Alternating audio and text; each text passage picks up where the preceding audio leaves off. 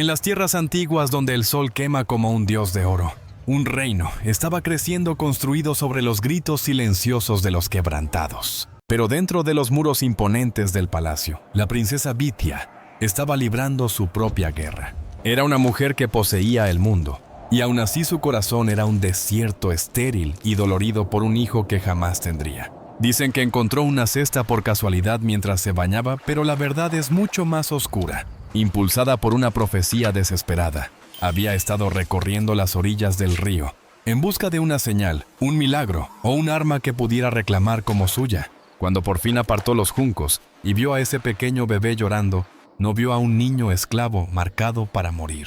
Vio su destino.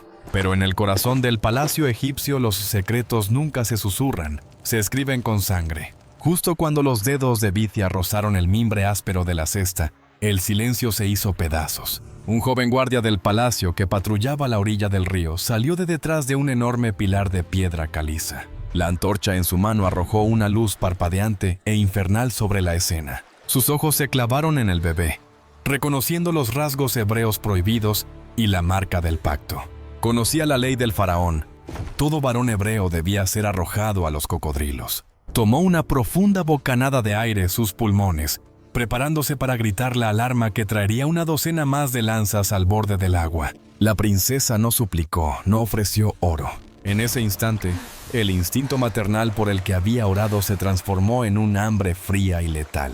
Mientras el guardia abría la boca para tocar la campana de muerte del niño Bithia, se movió con la velocidad aterradora de una cobra que ataca. Se lanzó hacia adelante, y una pequeña daga ceremonial oculta entre sus ropas destelló bajo la luz de la luna. Antes de que la primera nota de la alarma pudiera salir de la garganta del guardia, ella empujó la hoja hacia arriba, hundiéndola profundamente bajo su mandíbula. El sonido fue nauseabundo, un jadeo ahogado seguido del gorgoteo húmedo de un hombre ahogándose en su propia fuerza vital. Bithia no se inmutó. Lo sostuvo cerca casi como un abrazo mientras la antorcha caía en el lodo y se apagaba con un siseo. Vio cómo la luz se iba de sus ojos y su propio rostro era una máscara de piedra. Cuando por fin lo soltó el Nilo a sus pies, no solo onduló, se volvió de un carmesí oscuro como un moretón. Esta fue la primera sangre derramada para proteger a Moisés. No la sangre de un sacrificio sobre un altar, sino un asesinato a sangre fría cometido por la mujer, que se llamaría a sí misma su madre. Envolvió al niño en seda real manchando su destino con un secreto que un día reduciría todo el imperio a cenizas. A medida que las crecidas del Nilo iban y venían, el bebé rescatado de los juncos se transformó en un hombre de una presencia sobrecogedora. Moisés era un titán de la corte con una mente tan afilada como una hoja de copesh y una voz que comandaba los vientos del desierto. Para el mundo era la joya de la corona de Egipto, un príncipe dorado destinado a sentarse a la diestra del faraón. Pero para Bithia era una obra maestra del engaño, una bomba de tiempo escondida bajo capas de seda real y pesado oro. Waumish ya había salvado su cuerpo del río, pero ahora estaba comprometida con una tarea mucho más brutal: tenía que matar su alma. Para mantener enterrado el secreto de su nacimiento, Bithia no solo crió a un hijo, construyó una fortaleza psicológica. Ella lo rodeó de los mejores sacerdotes y magos, llenándole los oídos con los mitos de Ra y Osiris, para ahogar los cantos inquietantes y rítmicos de los esclavos hebreos, que por las noches se colaban sobre los muros del palacio. Pero Bithia sabía que una mentira, por magnífica que sea, sigue siendo algo frágil. Observaba a Moisés con una mezcla de amor feroz y protector y un terror helado que la paralizaba. Mientras otros nobles egipcios miraban a los obreros hebreos y solo veían bestias de carga, Moisés los miraba y sentía un dolor fantasma en sus propios huesos. Empezó a soñar con una madre que no llevaba corona y con una hermana que cantaba canciones en una lengua que él no debía conocer. Cada vez que preguntaba por qué le dolía el corazón al oír el látigo sobre un esclavo, Bithia apretaba aún más su control. Se volvió una sombra en el palacio, una orquestadora silenciosa del miedo. Ordenó la ejecución discreta de cualquier partera que recordara el año de las matanzas del Nilo. Limpió su historia con sangre, la sangre de cualquiera que conociera la verdad, desesperada por moldear a un profeta hebreo y convertirlo en un conquistador egipcio. Estaba librando una guerra contra Dios mismo, y por mucho tiempo pareció que iba ganando. La ilusión por fin empezó a resquebrajarse durante un desfile militar en un verano abrasador. Ramsés, el verdadero heredero de sangre, y un hombre que olía en Moisés el rastro de un plebeyo, decidió que ya era hora de derribar la fachada. En un acto de crueldad calculada y pública, Ramsés obligó a Moisés a supervisar el azote de un anciano hebreo, un hombre tan frágil que sus costillas parecían el casco de un barco destrozado. Desde su alto balcón Bithia miró con las manos temblando mientras se aferraba a la baranda de piedra. Vio el sol relucir sobre el látigo. Vio a Moisés quedarse inmóvil, la mandíbula tan tensa que sus dientes amenazaban con partirse. En ese instante una conversación silenciosa cruzó el patio. Bithia vio resbalar la máscara del príncipe revelando el corazón crudo y sangrante de un hermano para los esclavizados. Comprendió que por más incienso que quemara, o por más oro que le colgara de los hombros, nunca podría lavar el Nilo de su espíritu. El niño que había robado del agua estaba despertando, y las mismas manos que lo habían salvado serían algún día las manos que desmantelarían su mundo. El aire dentro del palacio se volvió espeso con un silencio que gritaba. El desfile real no solo sacudió a Moisés, destrozó la ilusión dorada que Bithia había construido durante décadas. Podía sentir a su hijo escapársele entre los dedos como arena del desierto. Moisés ya no se interesaba por los banquetes del faraón. Empezó a desvanecerse en la noche, desechando sus sandalias enjolladas para caminar descalzo entre los lodazales de Gosén. Era un hombre perseguido por un fantasma, el fantasma de quien estaba destinado a ser. Bithia observaba desde las sombras, y su amor se convertía en una obsesión desesperada y sofocante. Sabía que si Moisés alguna vez miraba demasiado de cerca a los ojos de un esclavo, no solo encontraría a un hermano, encontraría una razón para destruir su mundo, para salvar su imperio. Bithia decidió golpear primero. Planeó una coronación masiva para nombrar a Moisés la espada eterna de Egipto, un título que ataría su alma a los dioses paganos mediante un ritual de sangre. Creyó que si lograba coronarlo podría poseerlo. Pero Dios tenía otro plan. Un día en que el sol caía como un martillo, Moisés estaba de pie sobre un monumento a medio construir. Abajo, un capataz egipcio se reía mientras golpeaba a un anciano esclavo hebreo hasta casi matarlo. No era un castigo común, era un asesinato lento y sádico. En ese momento los años de adoctrinamiento, la seda egipcia y las mentiras del palacio se evaporaron. Algo antiguo y poderoso despertó dentro de Moisés. Con un rugido que retumbó como tormenta del desierto, Moisés descendió. No solo detuvo la paliza, desató una vida entera de furia reprimida. En un destello de violencia, la vida del capataz terminó en el mismo barro que él había obligado a otros a venerar. Moisés enterró el cuerpo convencido de que las arenas movedizas ocultarían su pecado. Pero cuando regresó al palacio las luces estaban bajas y Bithia lo estaba esperando. Se encontraba junto a una antorcha parpadeante sosteniendo un pedazo ensangrentado de su túnica que él había rasgado por accidente. Su rostro no estaba torcido por la ira, sino por un duelo aterrador y vacío. «Asesiné a un hombre para salvarte la vida cuando eras un bebé», susurró con la voz fría y temblorosa. «¿Y hoy? Tú asesinaste a un hombre para tirar esa vida a la basura». La confrontación fue como un cuchillo atravesando el corazón de su relación. Moisés miró a la mujer que lo había criado y por fin vio la sangre en sus manos. La sangre de los guardias, de las parteras y del sistema que ella defendía. Comprendió que su madre le había salvado la vida solo para robarle el alma. «No salvaste a un hijo, Bithia», dijo Moisés con una voz que resonaba con el peso de un profeta. «Criaste a un fantasma. Y los fantasmas no pertenecen a los palacios». Esa noche, el príncipe de Egipto desapareció en los páramos estrellados de Madián. Bithia quedó sola sobre las murallas altas, mirando cómo su milagro se alejaba para convertirse en su pesadilla. Ella había protegido la semilla, pero nunca imaginó que el fruto un día envenenaría todo su reino. 40 años habían convertido el palacio en una tumba dorada. Para Bithia, cada corredor estaba embrujado por los ecos de un hijo que había robado y luego perdido en el desierto. Había visto el imperio por el que sacrificó su alma volverse frío y cruel bajo Ramsés, un faraón que creía ser un dios. Pero el desierto no guarda secretos para siempre. Los rumores empezaron a sangrar hacia la ciudad susurros de un profeta en los baldíos, con un báculo capaz de partir la tierra. El corazón de Bithia, hace tiempo reducido a ceniza, comenzó a chispear con un reconocimiento aterrador. Cuando las enormes puertas de bronce del gran salón por fin estallaron al abrirse, no fue un príncipe perdido buscando perdón quien entró. Fue un hombre que parecía haber atravesado el fuego de Dios y haber sobrevivido.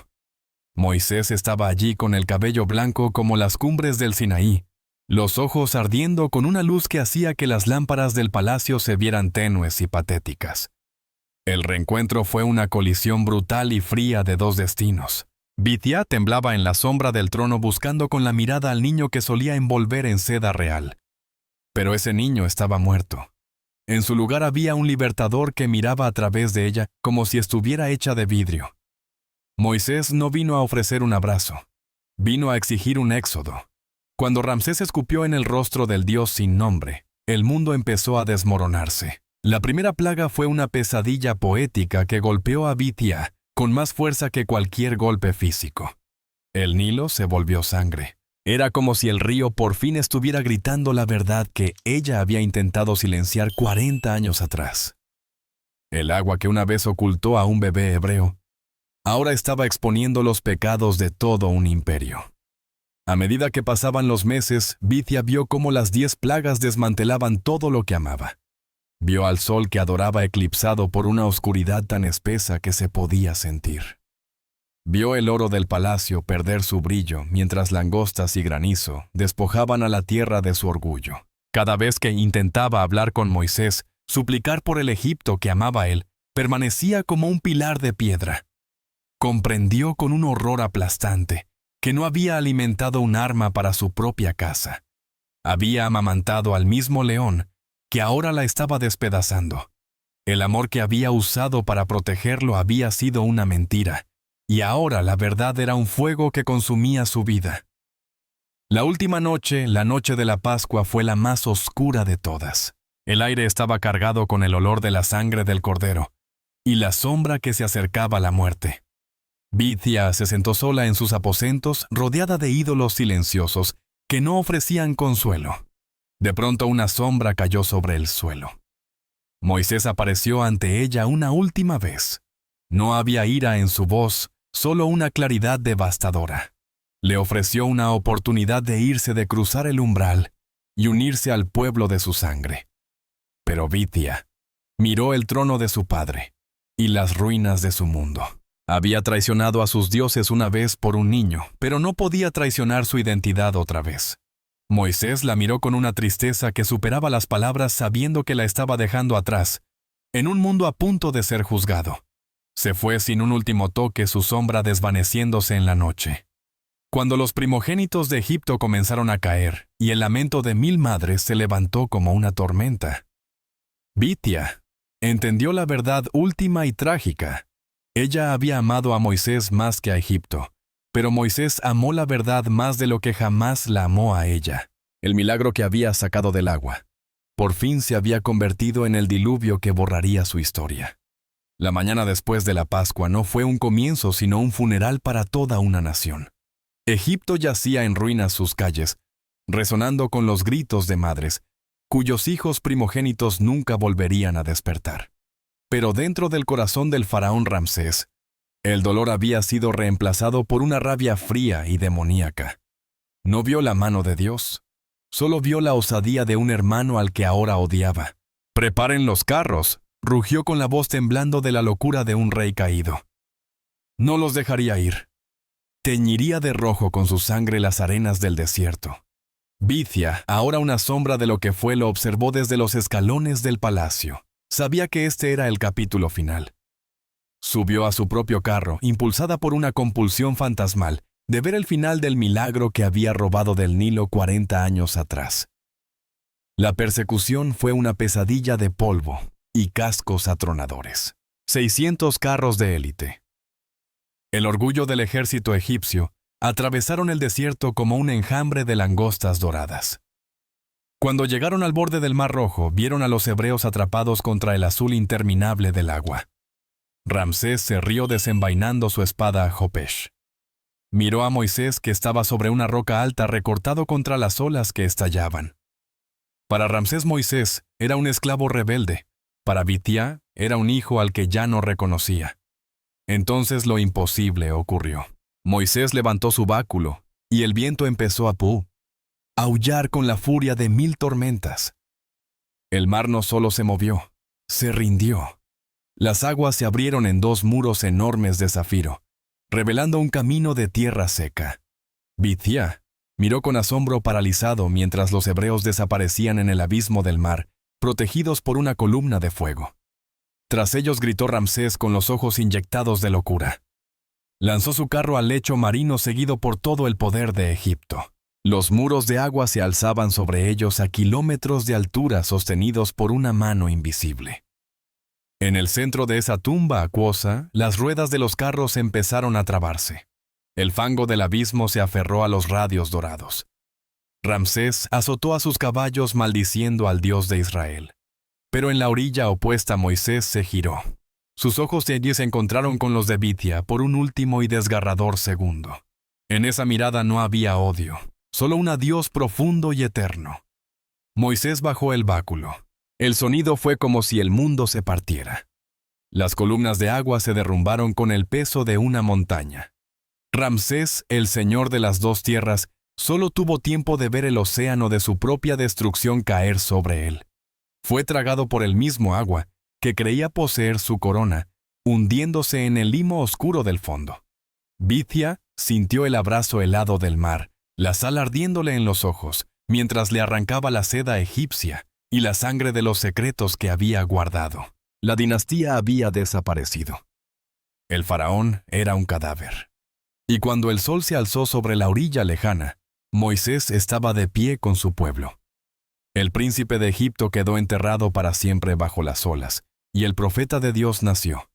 El secreto del Nilo por fin terminó lavado por el mar que se llevó un reino pero dio a luz a una nación. El Mar Rojo volvió a quedar en silencio, sus olas devolviendo a la playa el dorado naufragio de una civilización. En la orilla oriental, el aire se llenó con los gritos ensordecedores de 1 millón de esclavos, liberados bailando al ritmo de panderos y cantos de victoria. Pero Moisés se apartó de la celebración. Caminó solo a lo largo de la línea del agua con los pies hundiéndose en la arena mojada, donde los restos de su pasado yacían dispersos.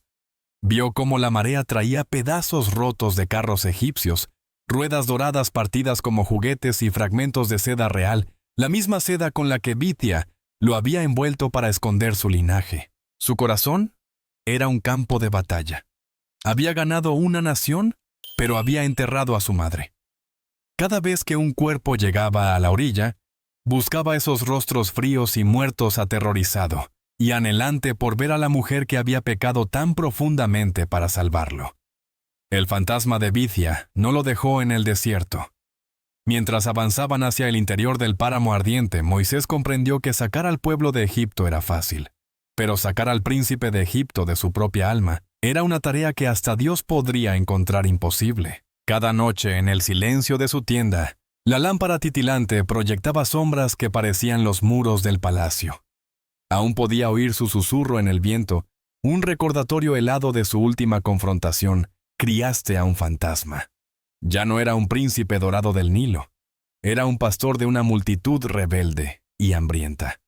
El lujo del palacio, el mármol fresco, el vino, el poder absoluto había desaparecido, reemplazado por la arena implacable y la presencia constante y agonizante de un Dios que lo exigía todo. En la quietud de la noche, Moisés miraba sus manos, las manos que una vez sostuvieron un cetro egipcio y luego un báculo de pastor. Comprendió que el secreto por el que Bithia había muerto, ahora le tocaba cargarlo a él solo. Ella había cambiado su alma por un hijo y él había cambiado a su madre por una nación. Se quedó de pie sobre una duna alta mirando hacia el oeste donde el sol se había puesto sobre las ruinas de Egipto. Era libre, y sin embargo era más prisionero de lo que jamás había sido. Encadenado al recuerdo de una mujer que lo amó lo suficiente como para destruir el mundo por él.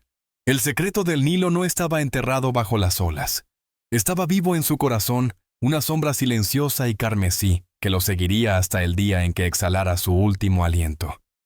El milagro estaba completo, pero el príncipe se había ido, y solo quedaba el fantasma. El príncipe está muerto, pero el profeta acaba de nacer. El desierto guarda más secretos de los que el Nilo guardó jamás. Si quieres presenciar el fuego del Sinaí y el destino final de Moisés, presiona ese botón de suscribirte, deja un comentario con "El viaje continúa" y no te pierdas nuestro próximo capítulo. La verdadera guerra por el alma de Israel apenas ha comenzado.